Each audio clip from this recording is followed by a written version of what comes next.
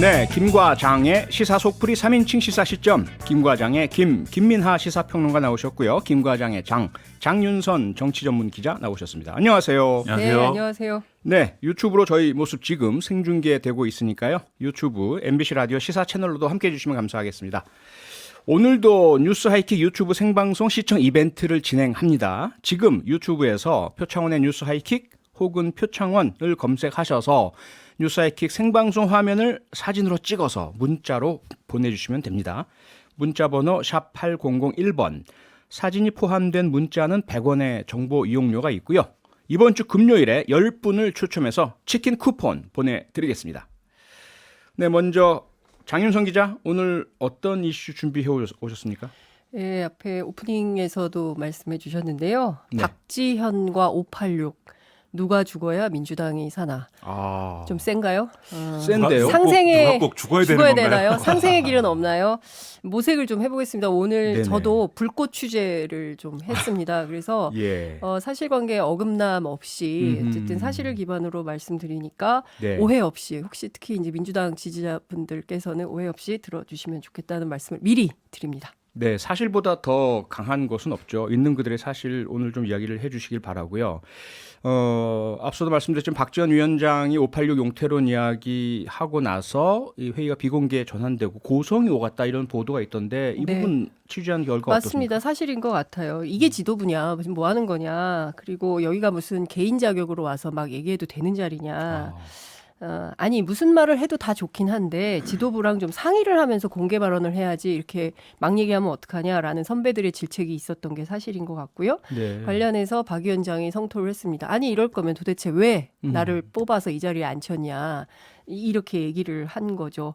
고성과 말다툼이 오가다가 끝내 윤호중 위원장이 책상을 탕 치고 나갔다라는 게 오늘 취재 내용의 전말인 것 같은데요. 네. 선거는 코앞이고 판세는 암울하고 당은 자중질환이고 리더십은 갈피를 못 잡고 있고 오늘 취재를 해보니까 이번 선거는 이거는 이제 모 국회의원의 워딩인데요. 네.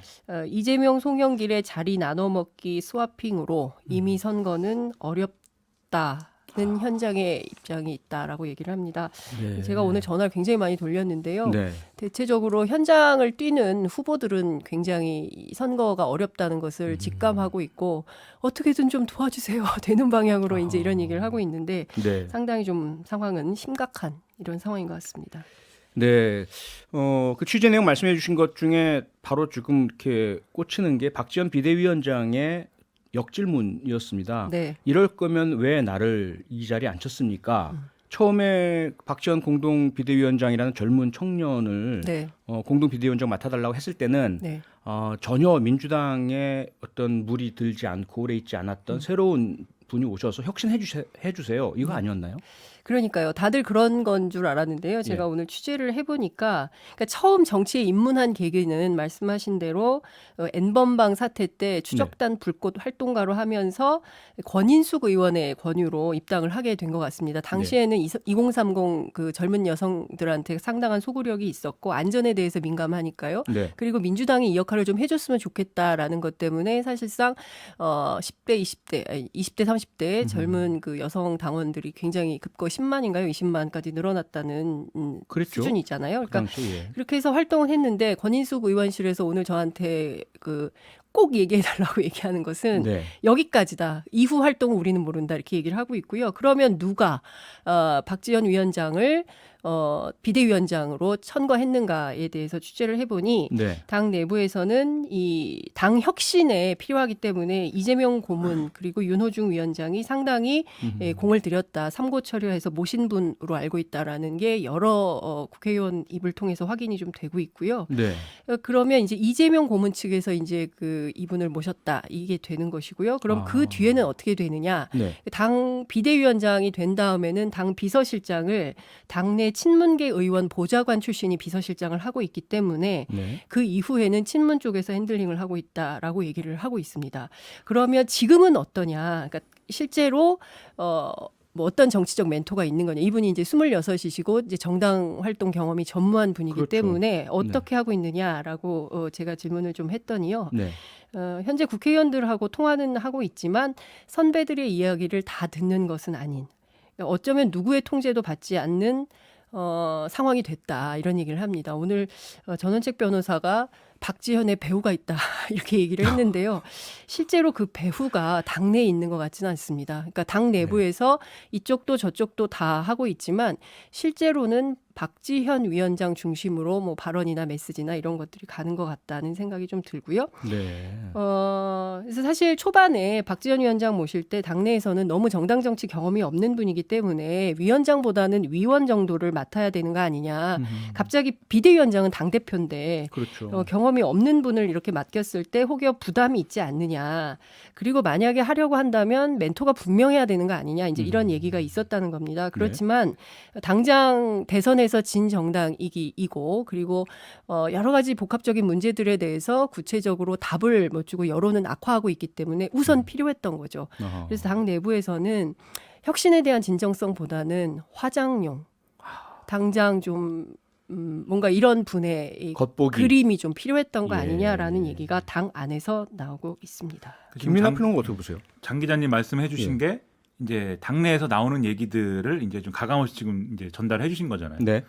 당 내에서 지금 이런 얘기가 나온다는 게 저는 애초에 아니한 현실 인식이 있었던 거다를 좀 지적하지 않을 수가 없는 거예요. 왜냐하면 국민의힘을 예를 들면 어저께 조금 말씀드렸습니다만은 이준석 대표를 대표로 뽑은 거잖아요. 예를 들어서. 그렇죠. 그거는 정말 어떻게 그런 일이 있지? 이렇게 사람들에게 충격과 놀람을 줬단 말이죠. 네. 그러면서 일각에서 조금 기대감도 생기고 했지만 이후 벌어진 상황들을 보면 이준석 대표랑 기존에 이제 의원들이 얼마나 싸웠습니까? 뭐 윤핵관이니 뭐니 하면서 그랬죠. 예. 대선 캠페인의 거의 반을 이준석과의 싸움으로 한 거잖아요, 결국. 네. 그런 것처럼 이렇게 어떤 정치적인 맥락이나 경험이나 물론 이준석 대표는 10년의 이제 이전에 그 정치 경험이 있지만 어쨌든 새로운 어떤 예상치 못했던 인물이 당의 대표가 된다든지 이런 자리에 가는 거는 당연히 그런 효과를 통해서 그런 효과를 주는 걸 통해서 상당한 분란이라면 분란인 거고 상당히 막 흙탕물이 일어나고 충돌이 일어나고 그 과정에서 뭔가 새로워질 수 있는 기회를 찾자라는 게 이 기본 취지여야 되거든요. 그렇죠. 그런데 지금 상황은 사실 박지원 위원장이 이렇게 나오는 거는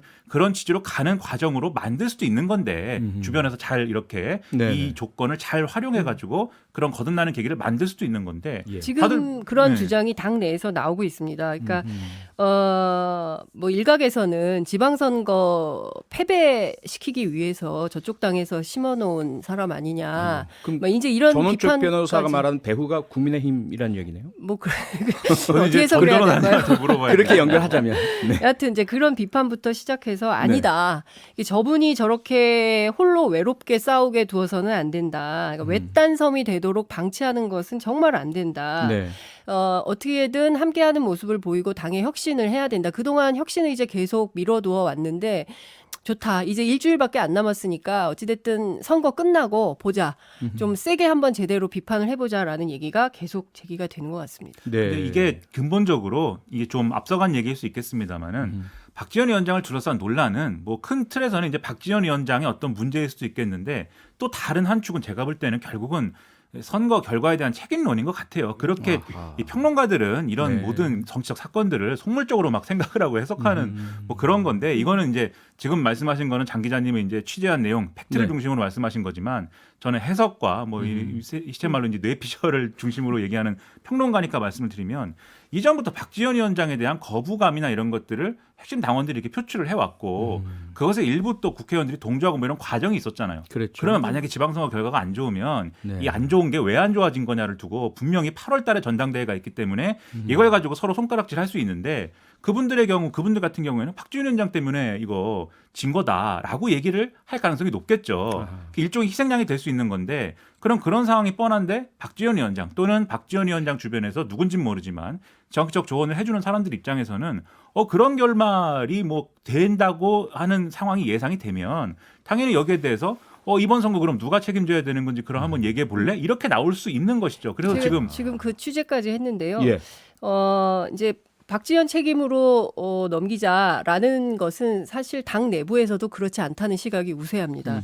이번 선거에서 만약에 패배하게 된다면 혹여 이재명 고문도 네. 개항을 해서 큰 차이로 이기지 않고 뭐 신승한다거나 이랬을 때 혼자만 살아온다거나 그리고 송영길 서울시장 후보가 예. 진다거나 박남춘 인천시장 후보. 그렇죠. 예. 그리고 뭐 여러 충북도지사 뭐 등등 여러 명이 있죠. 네. 뭐 이런 분들이 특히나 이재명 송영길 책임론이 굉장히 커질 거다라는 당내 전망이 특히 벌써부터 경기도를 나오고 진다면 있습니다. 만약에. 그렇죠. 그런 얘기가 굉장히 많이 나오고 있고요. 네. 그러니까 당에서 지금 나오고 있는 얘기는 핵심 얘기는 이런 겁니다. 조국 사태, 부동산 내로남불, 586 용태론 뒤집기, 그리고 권력형 성비위 사건 뭐 이런 등등에 대해서 당이 사과는 엄청 많이 했는데 네. 그 관련자들이 전부 지금 그 상징적인 인물들이 선거를 뛰고 있다는 그렇죠. 겁니다.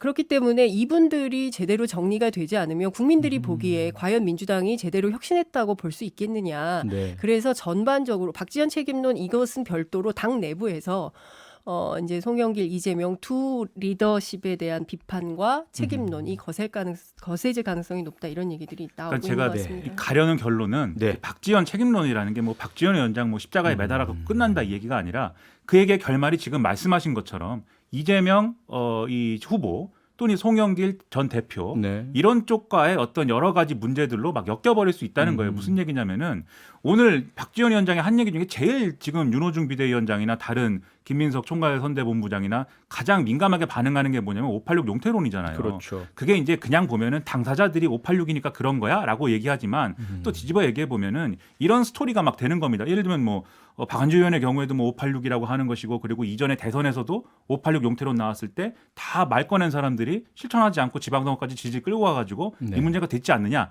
이런 프레임이 지금 있는 거잖아요. 근데 거기에 대해서 박지원 위원장이 그것을 콕 집어서 얘기를 하게 되면은 지방선거 패배하고 나서 패배 원인 중에 하나로 그걸 얘기할 거 아닙니까? 누군가는. 예. 그러면 8월 전당대회 프레임이 하나가 또 그 큰 축이 하나가 되거든요. 예. 그렇게 되면 이게 서로 간에 어떤 계산이 설 수밖에 없는 것이고 그래서 대선 이전에 누가 586 용태론 얘기했을 때는 왜 용태만 한다고 하고 실제 용태 안 했어? 다들 이렇게 얘기했지 않습니까? 네. 근데 지금은 그게 아니잖아요. 국면이. 왜 용태론 이렇게 함부로 꺼내? 이거니까 네. 8월 전당대회를 전제하지 않고서는 이 상황이 이해할 수 없는 것이다. 평론가는 당 이렇게 생각한다는 겁니다. 내부에서는 지금 제일 심각하게 생각하는 것은 리더십의 위기인 것 같습니다. 그게 가장 큰 새로운 문제죠. 리더십을 누구로 세울 것이냐에 대한 고민이 굉장히 많이 있는 것 같고요. 네. 뭐 모든 별로 상당한 논의를 많이 선거는 선거지만 이 문제를 가장 심각하게 논의하고 있는 것 같고 네. 그러면 박지원이 새로운 리더가 될 수 있냐 이것에 대해서는 또 의문부호를 찍는 이런 상황이에요.